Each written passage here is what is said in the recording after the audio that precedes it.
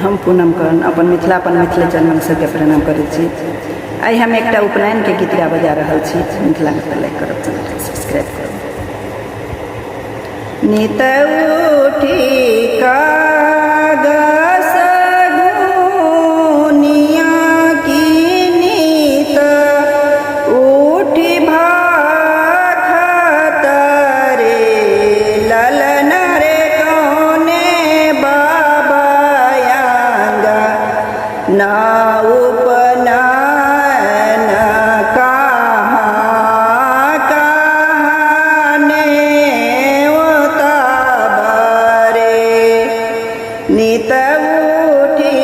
कागस गुनिया की नित उठी भाखत रे ललन रे कौने बाबा यांगा ना उपनयन कहाँ कहाँ नौता बरे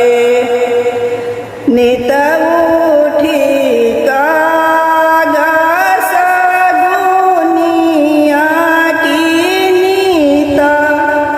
उठी भाखत रे ललन रे परे का बाबा यांगा ना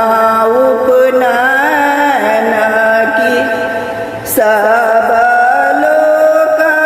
नेवता बरे पहिले जे नेवता देव लोक तख ना पितर लोक रे ललन रे तखन जे तब नैहर लोक नाना दिन ही नेवता बरे पहिने जे नौता देव लोक आवो रो पितर लोक रे ललन रे तखन जे तब नहीं हर लोक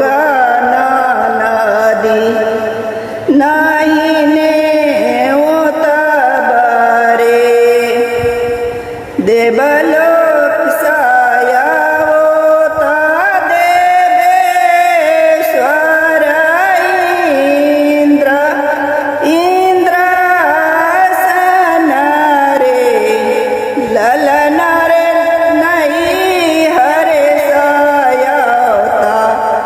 मोरा भैया की नानदी कातयावता रे देवलोक सायावता देवेश्वर इंद्र इंद्रासन रे ललन रे नहीं हरे सायावता मोरा भैया की नाना